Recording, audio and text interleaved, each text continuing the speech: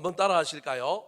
베드로의 부인이 주는 교훈. 베드로의 부인이 주는 교훈. 오늘 본문 말씀은 예수님의 예언대로 베드로가 예수님을 3번 부인하는 그 유명한 장면이 기록된 내용입니다.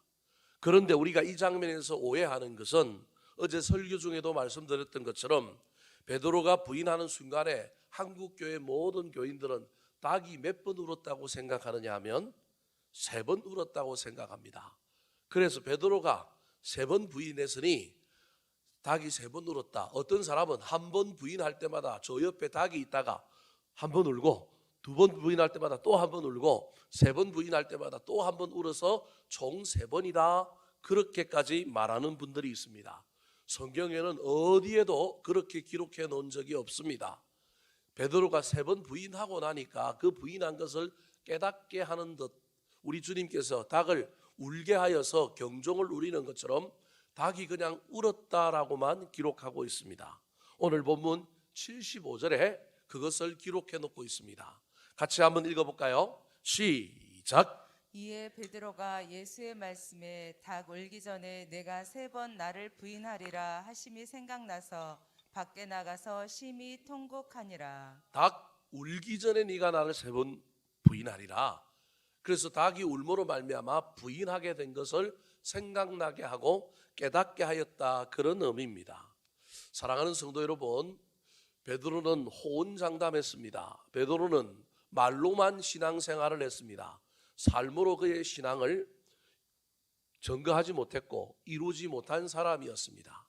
그러나 실수하고 실패해도 회개하기만 하면, 돌이키기만 하면, 그것을 깨달기만 하면 나중에라도 그 삶이 완성되고 우리 하나님 앞에 더 쓰임받게 됩니다. 실패를 두려워할 필요는 없습니다. 넘어지지 않는 인간은 없습니다. 넘어지고 자빠지는 걸 통하여 그런 말을 배우는 어린아이들처럼 저와 여러분의 인생에도 그렇습니다. 험없이 정결하게 너무 거룩하게만 살려고 하지 마시고 때로는 넘어지고 자빠지더라도 그 이후의 삶이 훨씬 더 중요함을 깨닫는 저와 여러분이 되었으면 좋겠습니다.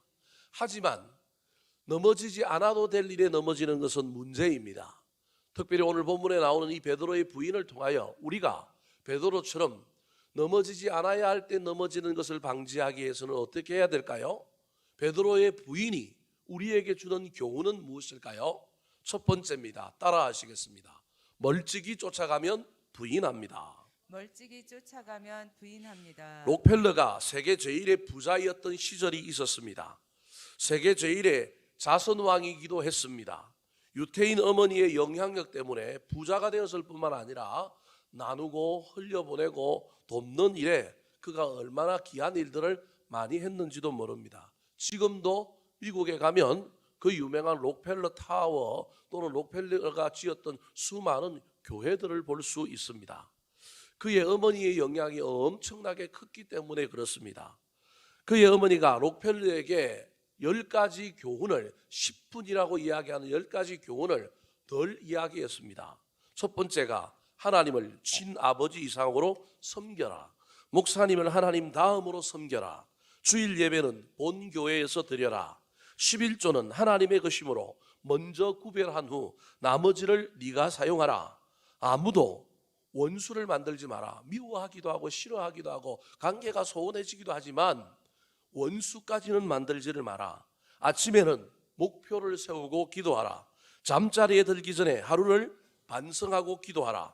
아침에는 꼭 하나님의 말씀을 읽어라. 남을 도울 수 있으면 힘껏 도우라.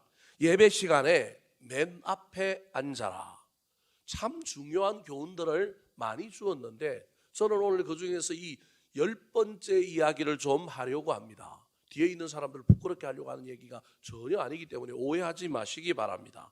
사소한 교훈이라고 생각들지만 이 중에 한 가지라고 빼야 한다고 만약에 이야기한다면 10번째 교훈을 뺄 사람들이 많이 있을 것입니다. 분명히 사소한 일입니다. 그러나 곰곰이 생각해 보면 앞에 앉는 것과 뒤에 앉는 것이 오랜 시간 반복되면 큰 차이가 납니다.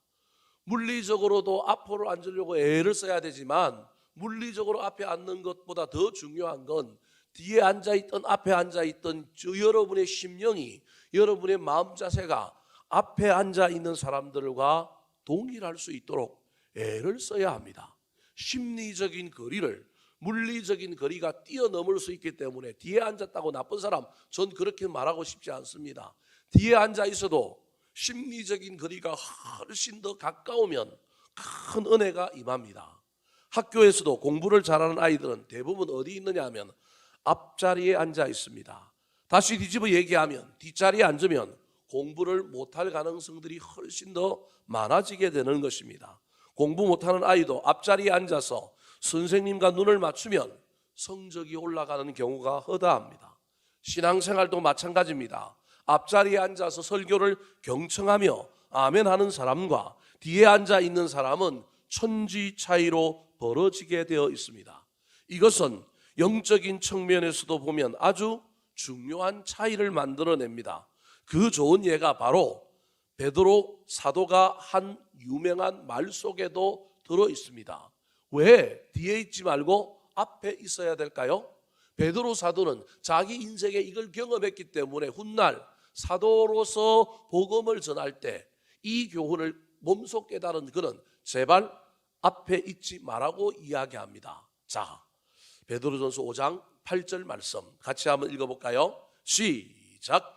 근신하라 깨어라 너희 대적 마귀가 오는 사자같이 두루다니며 삼킬 자를 찾나니. 목사님, 앞에 앉으라는 말이 어디 있습니까? 좀 더 죽게 가까이 가라는 말이 어디 있습니까? 눈으로 보면 없습니다. 그런데 마음의 눈을 열어보면 있습니다. 근신하라 깨어라라고 하는 말이 가까이 가라, 앞에 있으라 그런 말입니다. 베드로 사도가 주님을 부인했고 멀찍이 쫓아가다가 실패한 경험이 있기 때문에 그는 많은 사람들에게 근신하라 깨어있으라 그렇게 말합니다. 근신하라 깨어있으라는 말은 단순히 깨어있으라는 얘기가 아니라 깨어서 앞자리로 가야 합니다. 가까이 가야 합니다. 왜 그래야 할까요? 우는 사자가 두루 다니고 있기 때문에 그렇습니다. 초원의 사자가 영양을 사냥하고 얼룩말을 사냥할 때 여러분 앞에 있는 놈을 노릴까요? 뒤처진 놈을 노릴까요? 당연합니다. 뒤처진 얼룩말, 뒤처진 영양을 노립니다.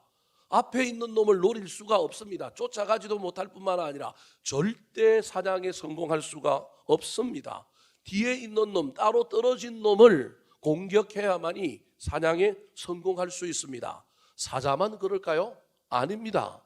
악한 마귀, 두루 다니고 있는 악한 마귀 대적은 반드시 공동체에 떨어져 있거나 홀로 있거나 거리가 멀게 앉아있는 사람을 공격한다는 사실을 기억하시기 바랍니다. 간혹 목사님이, 간혹 전도사님들이, 교역자들이 뒤에 앉아있을 때 아이씨 지는 설교해놓고 뒤에 앉아있네 그러지 말고 아 우리를 지키려고 뒤에 앉아있는구나 그렇게 생각하시고 꼭 앉아있는 자리뿐만 아니라 마음의 거리를, 심리적인 거리를 가까이 했으면 좋겠습니다.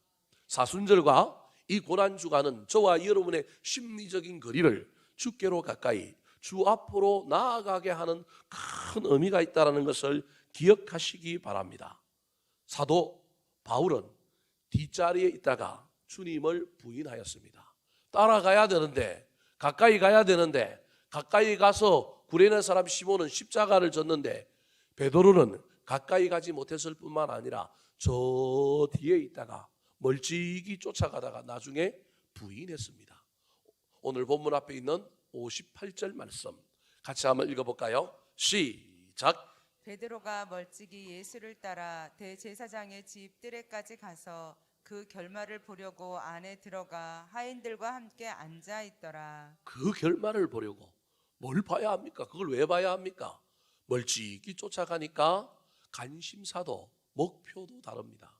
사랑하는 성도 여러분, 운명 공동체인 교회에서 신앙생활을 하면서 우리 교회가 어떻게 되나 보자 그 결말을 보려고 앉아있는 사람은 큰일 납니다.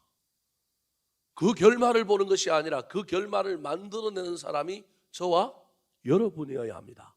멀찍이 쫓아가면 안 되고 그 결말을 보려고 하는 구경꾼이 되면 안 되고 선수가 되어 참가해야 되는 것입니다. 어린 시절 방을 쓰는 빗자루의 용도는 두 가지였습니다. 첫째는 방을 썰고 둘째는 그것을 거꾸로 잡으면 다리 몽댕이를 부러뜨리는 데 사용된 것이 빗자루였습니다. 저도 어린 시절에 그래도 우리 부모님 참 인격적인 부모님 만나서 맞아본 적은 없습니다. 대신에 엄마한테 빗자루 몽댕이에 맞을 뻔한 적은 여러 번 있었습니다. 엄마가 빗자루 몽댕이를 거꾸로 들고 쫓아올 때 첫 번째 도망간다, 두 번째 대든다, 세 번째 핑계댄다. 그런데 제가 몰랐던 방법이 하나 있었습니다. 품으로 파고든다. 도망가도 쫓아옵니다. 대들면 더 맞습니다. 핑계해도 소용이 없습니다. 그런데 정답은 빗자루 몽댕이를 거꾸로 들고 우리를 향하여 달려오는 그 어머니에게 도리어 들어가서 그 품을 파고들면 아무리 독한 엄마라도 절대 못 때립니다. 여러분 자녀들이 이걸 가르쳐 줘야 됩니다. 근데 대부분 자녀들이, 저도 어린 시절에 몰랐을 뿐만 아니라 자녀들이 모릅니다. 품에 안기는 자녀를 어떻게 빗자루 몽댕이를 뜨고 때리겠습니까? 밀쳐내고 때린다? 그 엄마는 진짜 독한 엄마입니다. 사르르 녹을 수밖에 없습니다. 아무리 잘못해도 품으로 파고든 아이를 빗자루 몽댕이를 거꾸로 들고 때릴 수 없는 것입니다. 우리 하나님이 그런 분입니다. 멀찍이 쫓지 마시고 품으로 파고드시기 바랍니다. 이사야 40장 11절 말씀 시작. 그는 목자같이 양떼를 먹이시며 어린 양을 그 팔로 모아 품에 안으시며 젖먹이는 암컷들을 온순히 인도하시리로다. 사랑하는 성도 여러분, 예수님께서 고난을 받을 때 제자들 중 가룟 유다는 예수님을 팔았습니다. 그리고 다른 대부분의 제자들은 도망갔습니다. 그나마 예수님의 수제자 베드로는 예수님을 따라갔지만 멀찍이 쫓아갔습니다. 다 실패했습니다. 지금 저와 여러분은 이들 중에 누구의 모습을 가지고 있습니까? 가룟 유다입니까? 아니면 예수님을 외면하고 도망가버렸던 제자들의 모습입니까? 혹시 어중간하게 멀찍이 쫓아가고 있는 베드로의 모습은 아닙니까? 수제자라도 멀찍이 따라가면 부인하고 배교합니다. 이 고난 중간에 저와 여러분이 다시금 내 인생에 실패가 있고 실수가 있고 수많은 어려움이 있다 할지라도 사람과의 관계의 영역에서도 영적으로 하나님과의 관계의 영역에서도 그분 품 안으로 들어가시기 바랍니다. 가까이 가시기 바랍니다. 가까이 왔는데 밀쳐내고 가까이 왔는데 도리어 더 화를 낸다? 그 사람의 책임일 것입니다. 우리 하나님은 절대 그런 분이 아니기 때문에 멀찍이 쫓아가는 것이 아니라 힘이 들수록 어려울수록 고난이 우리 앞을 가로막고 우리를 힘들게 할수록 저와 여러분은 의지적으로 더 죽게 가까이 가는 신앙인들이 되기를 우리 구주 예수 그리스도의 이름으로 축원합니다. 두 번째, 베드로의 부인에게서 저와 여러분이 배워야 할 교훈은 무엇일까요? 따라하시겠습니다. 부인하지 말고 증거해야 합니다. 부인하지 말고 증거해야 합니다. 예수님을 붙잡은 대제사장들과 서기관들을 비롯한 유대 종교 지도자들은 예수님을 재판하기 위하여, 종교 재판하기 위하여 재판에는 반드시 누가 필요했느냐 하면 증인이 필요했습니다. 예수님이 신성을 모독하고 자기가 하나님이다, 신이다라고 하는 것을 주장하는 사람들을 찾았습니다. 하지만 나중에 처음에는 찾지 못했습니다. 자, 오늘 본문 앞에 있는 59절부터 61절까지의 말씀 같이 한번 읽어볼까요? 시작. 대제사장들과 온 경회가 예수를 죽이려고 그를 칠 거짓 증거를 찾음에 거짓 증인이 많이 왔으나 얻지 못하더니 후에 두 사람이 와서 이르되 이 사람의 말이 내가 하나님의 성전을 헐고 사흘 동안에 지을 수 있다 하더라 하니. 처음에는 못 찾았는데 후에 두 사람이 왔습니다. 어쩌면 만든 사람일 수도 있습니다. 여러분, 저 이야기 속에 무엇을 우리에게 교훈하고 있느냐 하면 그들이 대제사장들과 예수님을 반대하는 그들이 만약에 정인을 만들었다고 한다면 예수님 편에서도 누가 나타나면 됩니까? 정인이 나타나면 다퉈볼 만은 하지 않겠습니까? 어쩌면 그래도 살아있는 사람들이 있어서 그 일들에 대하여 영혼이 깨끗한 사람들이 있어서 아무리 교권을 가지고 있었던 그 당시에 종교 지도자들이 타락했다 할지라도 살아있는 영혼들이 있지 않았습니까? 초대교회 베드로가 전도하다가 잡혔는데 베드로를 놓아준 유명한 사내들인 공회의 랍비들도 있었지 않습니까? 그러니 해볼만 할 수도 있습니다. 어떤 의미에서 보면 이때 누가 짠 하고 나타나야 하느냐 하면 베드로와 제자들이 나타나서 예수님을 변호하고 예수님을 편들어야 하지 않겠습니까? 가장 가까이에서 편을 들지 않고 도리어 가장 가까이에서 반대편에 서고 부인할 때 여러분 그것처럼 안타깝고 그것처럼 아픈 것은 없습니다. 어쩌면 예수님을 옹호하는 또 다른 정인으로 제자들이 나와도 이 판을 뒤집기는 힘들었을지도 모릅니다. 그럼에도 불구하고 우리 주님은 그 제자들의 영혼으로 힘을 얻어 그 십자가를 당당히 질 수 있지 않았겠습니까? 예수님께서 왜 십자가를 지고 가다가 힘이 빠져서 못 지고 구레네 사람 시몬이 지고 갔을까요? 수많은 성경 해석들이 있지만 원래 제자들 때문에 힘이 빠졌다. 그래서 또 다른 숨어있는 베드로의 이름과 똑같은 구레네 사람 시몬을 통하여 그 십자가를 지게 했다. 그렇게 해석하는 성경학자들이 많이 있습니다. 사랑하는 성도 여러분, 오늘날 교회 안에서도 똑같습니다. 정언해야 될 사람들이 교회를 칭찬하고 교회를 세우고 우리 주변에도 우리를 향하여 칭찬해주고 격려해주고 위로해줘야 될 사람들이 그 일을 하지 않고 결말을 보려고 멀찍이서 보고 있기 때문에 보고 있는 걸 넘어서 짜잔 나타나서 나를 변호해주고 나를 칭찬해주고 나를 격려해주고 나를 지지해줘야 되는데 그 일을 하지 않았기 때문에 마음이 상하고 교회를 떠나고 막 힘이 빠지고 신앙생활에 어려움을 겪는 사람들이 얼마나 많이 있는지 모릅니다. 사랑하는 성도 여러분, 저와 여러분은 절대 부인하는 사람, 비난하는 사람 되지 마시고 할 수만 있다면 칭찬하고 축복하고 더 나아가서 예수 그리스도의 정인이 되시기 바랍니다. 베드로가 멀찍이 쫓아갔더니 멀찍이 쫓아가면 당연히 비난하고요. 멀찍이 쫓아갔더니 정인이 되는 것이 아니라 부인합니다. 70절, 72절, 74절 말씀 시작.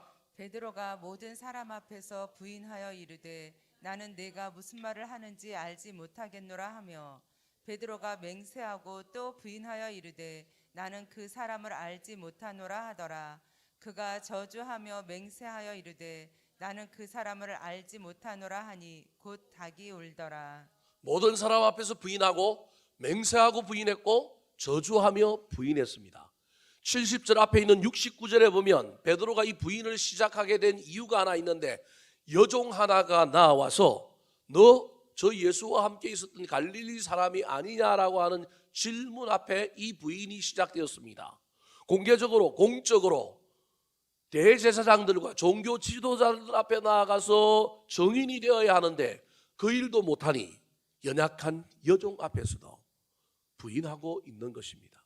도리어 예수 그리스도를 비난하고 있는 겁니다. 얼마나 창피합니까? 세상의 거물도 아니고 정말로 미약한 여종 앞에서 당당한 모습을 보여주지 못하고 비굴하게 변명했습니다. 더 재미난 것은 부인의 강도가 점점 더 세워졌다고 하는 것을 기억하시기 바랍니다. 사랑하는 성도 여러분, 한 번 부인하면 한 번 비난하면 자꾸 부인하고 자꾸 비난해야 합니다. 증거하지 못하면 보잘것없는 사람들에게도 공격받고 손가락질 받게 됩니다. 여종에게 너 같은 사람인데 너 왜 여기 앉아 있느냐라고 비난을 받은 것입니다. 그 비난 앞에 당당히 비난을 무릅쓰고 그래도 내가 우리 선생님 어떻게 되는지 진짜 궁금해서 정말 안타까운 마음으로 따라왔다 당당하게 얘기해야 되는데 자기의 안위와 자기의 이익을 위하여 그 주님을 부인했습니다. 사랑하는 성도 여러분, 이 사순절 기간 고난주간의 마지막을 살아가는 저와 여러분에게 우리 주님께서 이 베드로의 이야기를 통하여 너희들은 부인하는 사람이 되지 말고 증거하는 사람이 되라, 세상에 나의 정인들이 되어라 말하고 있는지도 모릅니다. 그래서 부활하신 후에 제자들에게 오직 성령이 너희에게 임하시면 너희가 권능을 받고 예루살렘과 유다와 사마리아와 땅끝까지 이르러 내 뭐가 되라고요? 정인이 되어라. 내가 재판받을 때 너희들이 정인 못 되었지만 이제는 그것을 반가이 하여 회복하여 더 나아가서 이제는 온 세상에 뭐가 되라고요? 정인이 되어라 그렇게 말씀하셨습니다. 부활절에 정인 되시기 바랍니다. 부활절뿐만 아니라 저와 여러분의 인생 가운데 우리의 자녀들에게 내 신앙으로 정인이 됩시다. 요즘 자녀들 주께로 인도하는 일이 얼마나 어렵습니까? 그래서 저와 여러분은 열심히 기도해야 됩니다. 우리 자녀들을 위하여 내 삶을 통하여 언젠가는 저 아이들이 내 기도 소리를 듣고 내가 열심히 신앙생활을 하는 모습을 보고 주께로 돌아오게 하여 주십시오. 내가 정인 되겠습니다. 우리 주님께 결단하는 저와 여러분 되기를 예수님의 이름으로 축원합니다. 마지막으로 베드로의 부인에 있어서 저와 여러분이 받아야 할 교훈은 무엇일까요? 따라하시겠습니다. 말씀을 기억하고 회개해야 합니다. 말씀을 기억하고 회개해야 합니다. 평소에 말씀을 잘 기억하다가도 위급한 순간에 당황해서 말씀을 기억하지 못하는 사람들이 참 많이 있습니다. 공부를 잘하고 평소에는 시험을 잘 보다가도 결정적인 수능 시험에서 당황해서 막 한 칸씩 내려 쓰거나 이상하게 마킹을 하는 바람에 시험을 거르치는 학생도 있습니다. 평소에는 친구들끼리 만나면 그렇게 말을 잘하는 이 총각이 맞선을 보는 자리에 가면 말을 더듬고 무슨 말을 해야 될지 엉뚱한 말하다가 점수 다 깎이고 그냥 그렇게 파토가 나서 돌아오는 사람도 있습니다. 알리바바의 40인의 도둑이라고 하는 동화에 보면 알리바바의 욕심쟁이 형이 도둑의 소굴에 들어가는 데까지는 성공했습니다.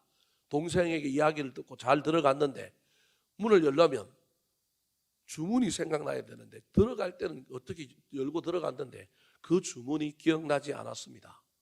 그만 그 도둑의 소굴에서 물건을 빨리 갖고 문 열고 나와야 되는데 문이 안 열려서 주문을 알지 못하여 나중에 도둑들이 물건을 다시금 그 창고에 그 동굴에 넣으러 왔을 때 그대로 있는 그 형을 잡아서 죽였다라고 하는 전설 따라 삼천리의 이야기가 있습니다. 그 안에서 생각나지 않은 그 주문을 깨닫기 위하여 얼마나 외쳤을까요?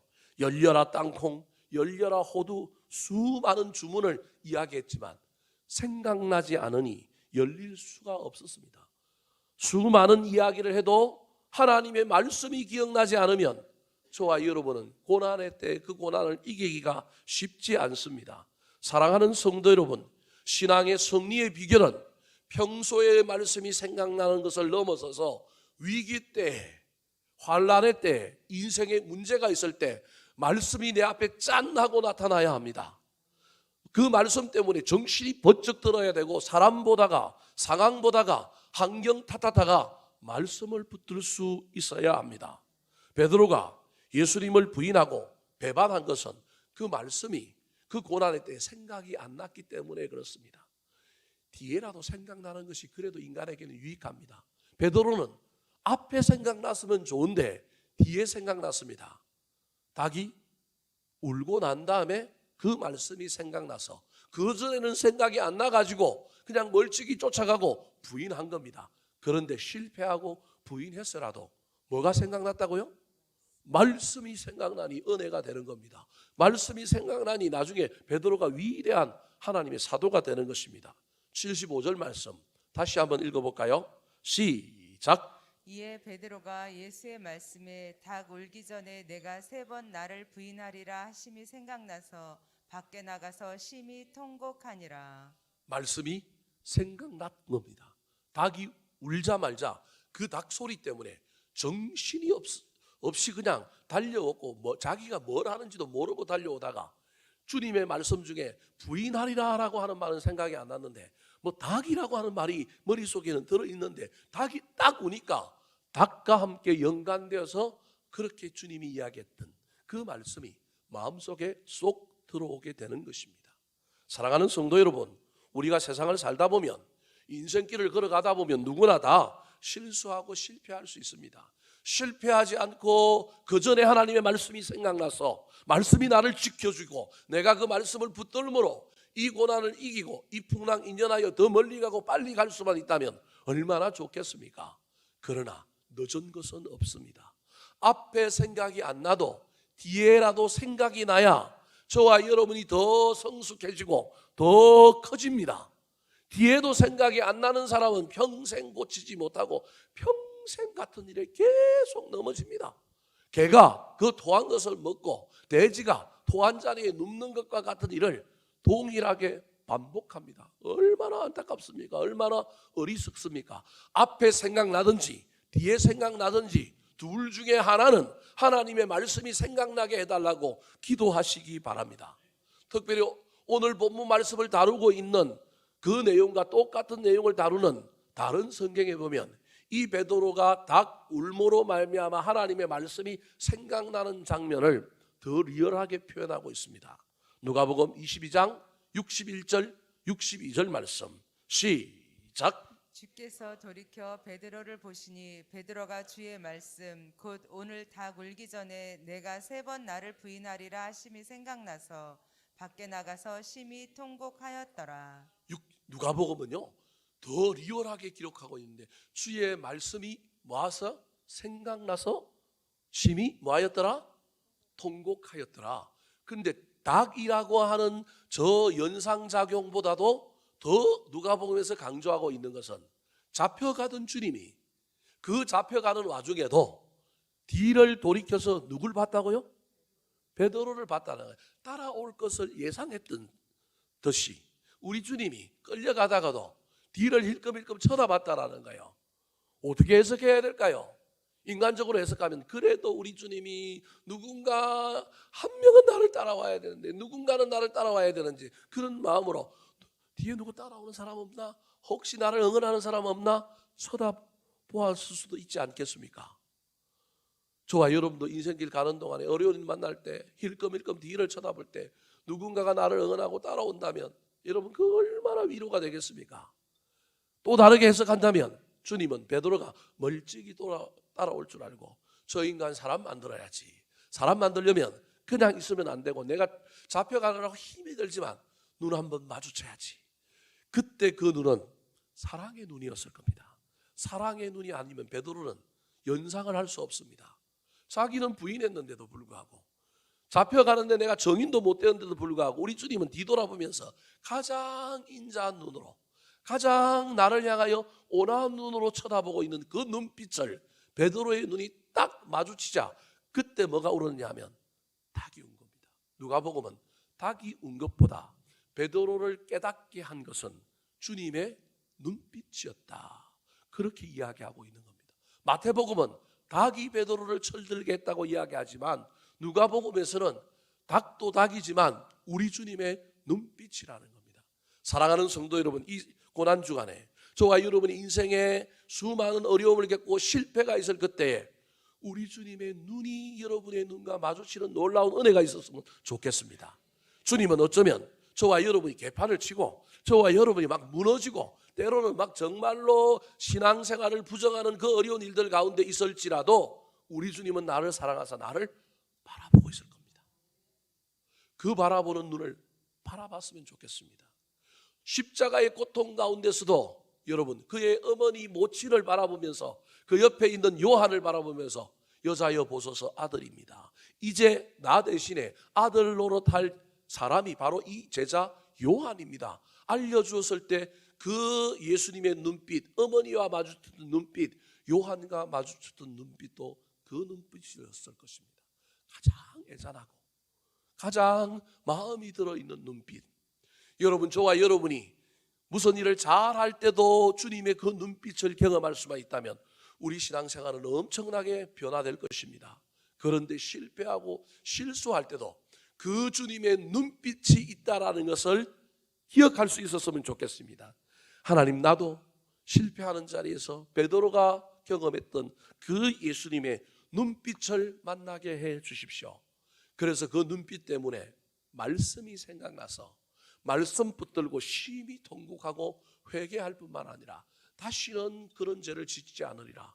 그래서 훗날 사도 베드로가 로마에 있는 교회와 로마에 있는 성도들이 핍박을 받을 때 네로의 대화재 사건으로 말미암아 많은 사람들이 교회의 지도자를 지켜야 교회가 설 수 있다고 그를 로마 시내를 빠져나가게 만들 때 그가 빠져나가다가 누굴 만났다고 이야기하고 있습니까? 예수 그리스도를 만났다고. 아니 주님 어디 가십니까? 그랬더니 주님이 뭐라고 얘기하십니까? 네가 십자가 져야 되는데 네가 안 지기 때문에 내가 다시 십자가 지러 간다고. 그 유명한 초대교회 내려오는 전선과 같은 이야기가 있지 않습니까? 그래서 사도 베드로는 이제는 더 이상 부인하면 안 되고 이제는 내가 주님을 대신하여 십자가 져야 되겠다. 로마로 들어가서 십자가에 거꾸로 달려서 주님처럼 나는 바로 달릴 수가 없고 나는 거꾸로 달려야 됩니다.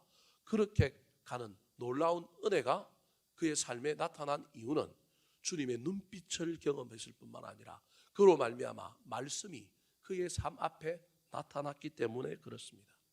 사자굴에 들어갔던 다니엘, 창을 열고 기도하면 사자굴에 들어간다는 걸 알매도 불구하고 그가 창을 열고 기도할 수 있었던 것은 비겁하게 도망가거나 타협하거나 30일만 기도 안 하면 되는데 여전히 기도했던 이유는 저는 이 다니엘 앞에 하나님의 말씀이 있었기 때문에 저는 그랬다고 생각합니다. 사랑하는 성도 여러분, 우리가 살아가는 힘이 어디에서 옵니까? 돈입니까? 밥입니까?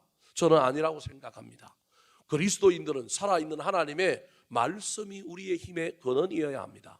말씀이 그러하다고 하기에 나는 하나님의 말씀을 붙들고 손해를 보더라도 미래에 대한 큰 어려움이 예겠는다 할지라도 나는 그 말씀을 붙들고 실험하고 그 말씀대로 살리라 결단할 때 하나님의 말씀이 나를 보호하고 결정적인 순간에 나를 건져주실 것이다. 그것이 믿음입니다. 시편 107편 20절 말씀 시작. 그가 그의 말씀을 보내어 그들을 고치시고 위험한 지경에서 건지시는도다. 말씀을 보내어 우리를 고치시고 건져주십니다. 사람을 보내어도 그러하지만 저와 여러분의 영적인 신앙생활의 신비 가운데 말씀 때문에 붙들었더니 사람이 나타나고 말씀을 붙들었더니 기회의 문이 열리고 말씀을 붙들었더니 살 길이 열리는 것을 경험했으면 좋겠습니다. 말씀을 마치려고 합니다. 베드로와 가룟 유다의 차이는 한 끗 차이입니다. 둘 다 실패했습니다. 그러나 그 둘의 차이는 한 사람은 말씀이 생각났고 한 사람은 말씀이 생각난 게 아니라 자신의 실수와 자신의 처지가 생각났을 뿐입니다. 그래서 한 사람은 실수했음에도 불구하고 말씀이 생각나서 그 말씀 때문에 더욱 주를 신뢰했지만 한 사람은 말씀이 전혀 생각나지 않았기 때문에 돌이킬 수가 없었습니다. 그래서 그는 그냥 자기 길로 갔습니다. 사랑하는 성도 여러분, 이 고난주간 한 주간 동안에 기도하는 가운데 하나님, 내 인생에 말씀이 각인되게 도와주시고 위기마다 순간마다 결정의 순간마다 주님 말씀을 보내어 나를 건져주시고 나를 구원하여 주실 뿐만 아니라 때로는 내가 손해를 보더라도 억울한 일을 당한다 할지라도 그 말씀을 붙들고 나아가고 또 나아갈 때 하나님의 놀라운 역전과 반전이 내 삶에 일어나게 하여 주시어서 내가 하나님의 말씀의 위대함을 붙들고 남은 인생 멋지게 살게 해 주십시오. 기도하며 달려가는 저와 여러분 되기를 예수님의 이름으로 축원합니다. 한번 따라 하실까요? 베드로의 부인이 주는 교훈. 베드로의 부인이 주는 교훈. 멀찍이 쫓아가면 부인합니다. 멀찍이 쫓아가면 부인합니다. 부인하지 말고 증거해야 합니다. 부인하지 말고 증거해야 합니다. 말씀을 기억하고 회개해야 합니다. 말씀을 기억하고 회개해야 기도하겠습니다.